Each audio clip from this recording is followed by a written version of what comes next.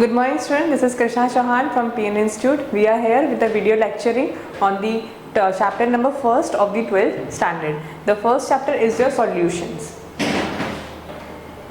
Okay, so the very first topic of the 12th standard solution chapter is the type of solutions. Okay, in this the first topic is the type of solution. We have even seen the basic type of solutions are your two types. We are having two types of the basic solution. What are those? The first type is your homogeneous and the another is your heterogeneous. Homogeneous type of solution and another is a heterogeneous type of your solution. Okay, in the homogeneous solution, what is the thing? What kind of solutions are known as a homogeneous solution?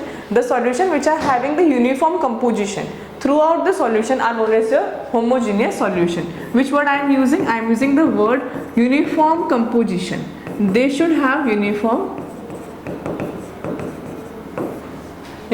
composition throughout the mixtures are known as a homogeneous solution. For an example, if we are dissolving NaCl in water, what we are dissolving? We are dissolving NaCl in water. What will happen? We know that the NaCl in the water is going to get dissolved completely.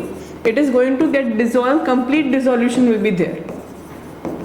What will happen? You will be having complete dissolution in the solution, in the water. So what will happen if you check the first or the last layer of the solution? What will happen? You are having the same composition. Same composition will be there throughout the mixture is known as uniform composition. Whereas in the second type of the solution, which is known as your heterogeneous solution. In heterogeneous type of solution, what will happen? You will be not having uniform composition. You will be having non-uniform composition. Non-uniform composition. What is the meaning of non-uniform composition? In simple words, I want to tell you, if we are dissolving, suppose we are having a solution of sand, I am dissolving sand in water. What will happen?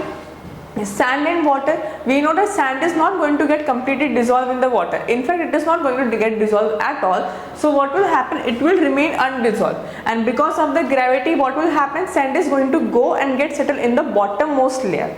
Okay, in the beaker, whatever the beaker is there, we are taking, what will happen in the bottom layer? Here, what I want to say is, in the here in this solution, in the bottommost layer, this layer, what will happen? Sand is going to get settled, and water will be water with very less amount of dirt particle.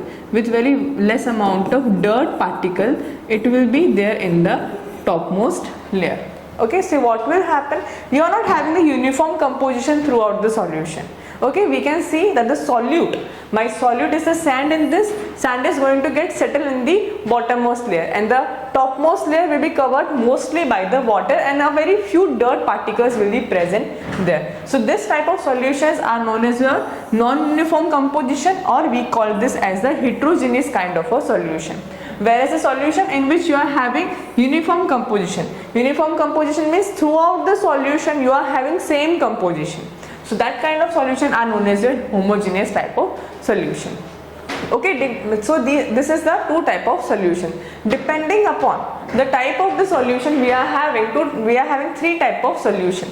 These three type of the solution here we can see we are having three type of solution: gaseous, liquid and the solid. These three type of solution are on the basis of the type of the solute and the solvent used. Okay, here we can see that if I am using, see, first thing is there, I am having gaseous solution. What is the meaning of gaseous solution? In this I am using two terms. One is the solute and another is your solvent. Okay, so what I want to say, if we are using gas phase, if I am using gas as my solvent, and in the solute I can use all the three phases. I am having option first of the gas, then I can even dissolve liquid, and then I can even dissolve solid in the gas. So what will happen in all the three of them? My solvent is having the same state. The state of the solvent will remain my gas. So this kind of solution are known as my gaseous solution. What I want to say is the type of solution is dependent on the type of my solvent. My type of solvent decides the type of my solution. First is my gaseous solution, in which the solvent is my gas. In the liquid solution, what will happen? The state of my solvent is my liquid, and in the solid solution, what will happen? The state of my, this is the state of my solvent. The three of them are showing me the state of my solvent. Same way, in the liquid solution, the liquid will be there in my solvent state. The same thing is there with the gaseous also, or in all the three you can see the solvent is my gas. Am I clear? So these are the three type of my solutions. Okay, so first of all, starting with the first type of solution, gaseous solution, in which just now I have told you, depending upon the solvent I am having this single type of solution, but the state of the solute can be changed. In first we are having the, which kind of solution I have made? Gas in gas.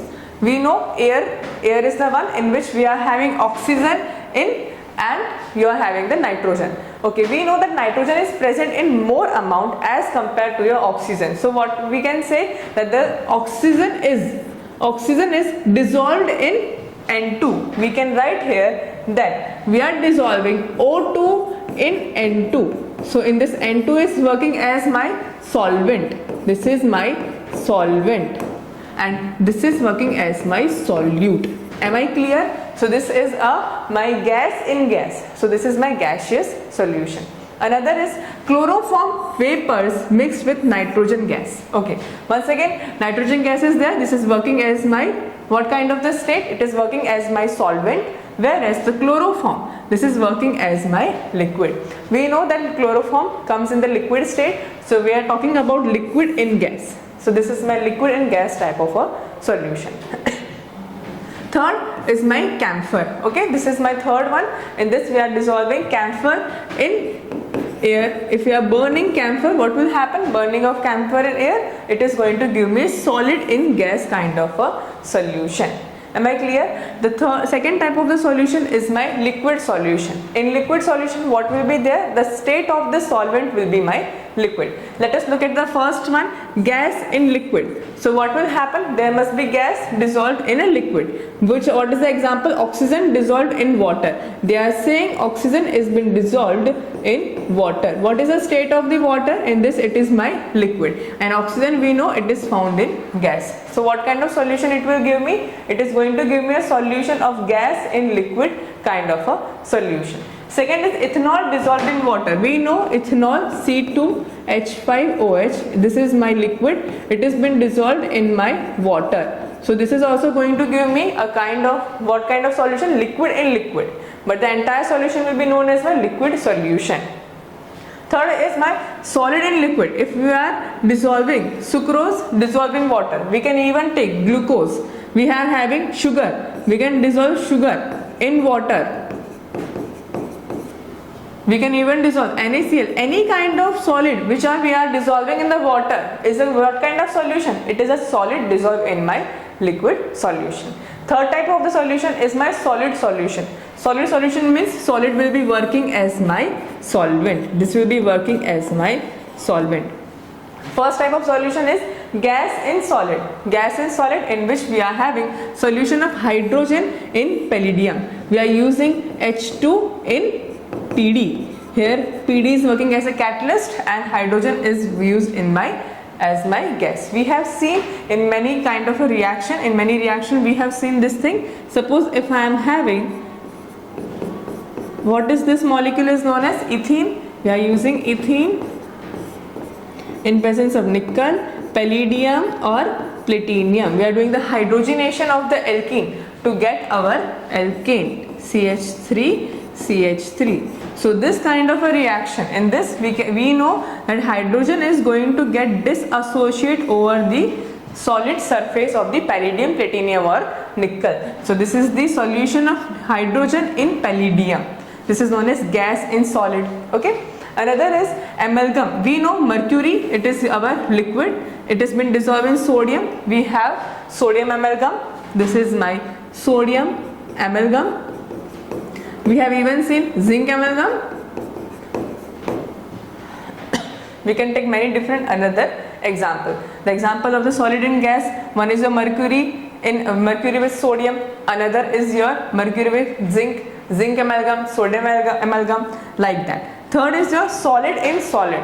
Solid in solid, you are having copper dissolved in gold. We are dissolving the copper in gold. Copper is also having which state? This is also having solid state, and this is also having my solid state. Okay, so first of all, depending upon the type of solvent, we are having three type of the solutions, and in all the three type of solutions, depending upon the type of the solute, what is the type of the solute or what is the state of the solute, we are having another 9 kind of the solutions in this. Okay, now moving towards the next topic, expressing concentration of your solution. Okay, so now moving towards the second topic of this chapter, expressing concentration of solution. Okay, while expressing the concentration of the solution, we should have some units. Okay, like if we want to measure the length of anything, then we are using the meter, centimeter or kilometer kind of a thing. The same thing is there if you want to find out or if you want to tell the concentration of any solution, then what should be the unit? You are using the different units. Suppose you are using molarity, molality, mole fraction, then like that. Suppose first of all we are going to study here is regarding the mass percentage. What is the first type is the mass percentage. In mass percentage, what kind of thing is there? You are having weight by weight. Okay, in weight by weight expression, we are using it as mass of solute divided by mass of solution, mass of solution present, multiply by 100. Okay, how we are expressing the expression for the mass percentage? What is the meaning of mass percentage? We are finding out the percentage or the amount of mass present in 100. Okay, suppose if a solution is made, if we are dissolving, for an example, if I am dissolving 20 gram, let's take 20 gram of glucose. We are dissolving this 20 gram of glucose in, we are dissolving this in 18 gram of water, 80 gram of water. In this, water is acting as my solvent. I can take it as my solvent. Okay, this is my glucose is being there as my solute. Then what is the mass, total mass of my solution? My mass of the solution will be given to me. Solution will be equal to 20 plus 80, which is equal to my 100. Okay, so 100 gram is the total mass of my solution. So for this, the calculation of percentage weight by weight will be equal to mass of solute. How much mass of solute is there? 20, divide by total mass of the solution. Just now we have found out total mass of solution is my 100. Multiplying this by 100, I am going to get my answer as 20%. It means that if I want to make a 20% weight by weight solution of glucose, then I have to dissolve 20 gram of glucose in my how much? 80 gram of my water. Okay, so this is the first way of expressing the concentration is by mass percentage, means or weight by weight percentage. Second is my volume percentage. In volume percentage, what will happen? Okay, the second way is the volume percentage. In this, both the solute as well as a solution, we have to take the volume of both of them. In this, we have to take the volume. We are having this will be volume by volume percentage. For this, what we do, we are using the volume of solute. Volume of solute will be there, divide by volume of solution. Volume of solution will be present, multiplying this by 100. Am I clear? So if this we are having, if we are making a solution of 2 ml of, we are dissolving A in 98 ml of water. What is there? A is working here as my solute. Water is working as my solvent. Okay. So the total volume, what will be the total volume? Here we are taking the total. We need to take the total volume of my solution. Total volume of the solution will be equal to my 98 plus 2, which is equal to my 100 ml. Am I clear? So therefore, the volume by volume percentage will be equal to my 2 upon 100 multiplying this by 100. It is going to give me 2% volume by volume. So to prepare any 2%, 5%, 10%, whatever the percentage of volume by volume you want to prepare, what you will do, you will take that amount of the solute and then you are dissolving it in the water and making it up to 100 ml is known as the percentage weight volume by volume.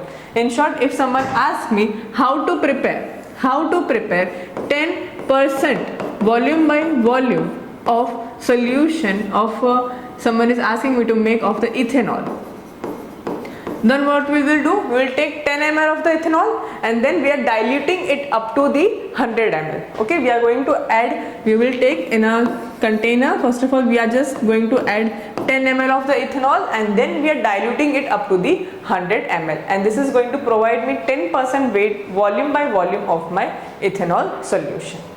Now next, in the next section we are having mass by volume percentage. In mass by volume percentage, what will happen, we are going to take the mass or we can say weight by volume percentage.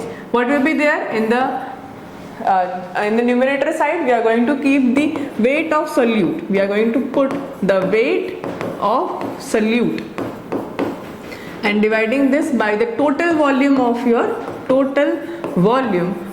solution, or multiplying this by 100. In all the three of them, 1, 2 and 3, all the three, weight by weight, this is your volume by volume and by weight by volume. In the numerator, what you have to take is the weight, volume and the weight of the solute only, whereas in the denominator you are going to take the weight, volume and volume of the solution. We are considering solution here. Okay, in all the three of them we will take the respective weight or volume of the solution and then multiplying this by 100. Suppose for an example, if someone tells me that I am dissolving 5 gram of NaCl in 50 ml of water, then what is the percentage of it? How we will calculate? We are going to have 5 as the weight of the solute, dividing this volume, total volume of the solution. What is the total volume? 50 ml, 50 is there, multiplying this by 100. How much I am going to get? I am going to get the 10%. We are having 10% weight by volume. What is going, it will be, it is weight by volume 10% of the solution. Moving towards the next part. In this we are having, the next one is your ppm, parts per million. In this, the parts per million is been defined as how many units of solute you are having, solute present in per million, Now we know 10 raised to power 6 is your equals to 1 million. So what is the, if someone is giving you any unit in ppm, what is the meaning of ppm? Parts per million, means that quantity is showing you that how much amount of solute is present in your 1 million. If you are having a question that if you are given 20 ppm, what is the meaning of this? That 20 is the part, 20 parts of solute are present, it is present in 10 raised to power 6 parts of solution. So I can say the 10 raised to power 6 is handling my 20 parts of my solute. So if I want to convert this into percentage, then how I will calculate? 10 raised to power 6 is having 20 parts, then percentage 100 will be carrying how much? We will be having 20 into 100, dividing this by 10 raised to power 6. We are going to have 2 into 10 raised to power minus 3%. Am I clear? How to convert the ppm into percentage? ppm is telling you parts per million. So in this you are having 10 raised to power 6. Whatever the solute is present in your 1 million tells you about the parts per million. Okay. For an example, I am having 20 ppm of anything. If I am taking 20 ppm of chloroform, CHCl3. What is the meaning of 20 ppm? The 20 ppm of the solute is present in completely 1 million of the entire solution. Next part is your mole fraction. moving to the next topic, that is your mole fraction. Okay, how to find out the mole fraction? Mole fraction of, suppose we are having a solution of A and B. If I am having A plus B, they are combining with each other to form a solution, then we can find out the mole fraction of A as well as the mole fraction of B. Okay, to find out the mole fraction of A, we are having the number of moles of A divided by number of moles of A plus number of moles of B. Same thing we can use for this one also, XB, which is equal to XB upon XNA plus NB. And we know from the 11th standard onwards, the mole fraction of A plus mole fraction of B is equal to 1. So if we are having the mole fraction of any one constituent, we can get it the another one by simply subtracting it from the 1. This is going to give you the value of XB, or we can say the mole fraction of B. Okay, so these are the these are the units which have been used to find out the concentration of the solution. Other than this, there are many other units also. First is your molarity. What is molarity? Molarity is been defined as number of moles of solute. We are going to have the moles of solute present in per liter. They are saying per liter of solution will be there. Okay, for an example, if I am dissolving 80 gram of NaOH in how much? Suppose I am taking 5 liter of water. So first of all, what I have to do is I have to calculate the number of moles of the solute. I should find out the number of moles. I know that 40 gram of NaOH is going to constitute my 1 mole. So 80 gram is going to constitute how much moles? We know 2 moles. Okay, so therefore how much moles are present? 2 moles are present in, what is the volume of the solution? We know that solution is having 5. It is already given in liters. I have written here liter. So we are simply going to solve this. It is going to get 4.4 molar. Okay, so molarity is defined as number of moles of solute present in per liter of the solution. One more unit is there, that is your molality. How molality is defined? It has been symbolized by the small m, and this has been symbolized by your capital M. Okay, symbolized by your small m. This you are having number of moles of solute present in how much per kg of solvent. We are speaking only and only about the solvent only, and in this we were talking about the liter of your solution. Okay, for an example, how much we are taking? Same, if we want to dissolve 80 gram of NaOH, now I am dissolving this in 4 kg of water. Okay, if I am dissolving this in 4 kg of water, what will be my molality? Molality will be my number of moles. 80 gram is there, so we are going to have the same number of moles. How much moles will be there? 2 moles. So we are going to keep 2 divide by what is the mass of the solvent. This is the giving me the mass of the solvent, which is equal to my how much? 4. I am going to get 0.5 molar. This is my solution. So in this way we are having many different other type of the units also which defines the concentration of the solution.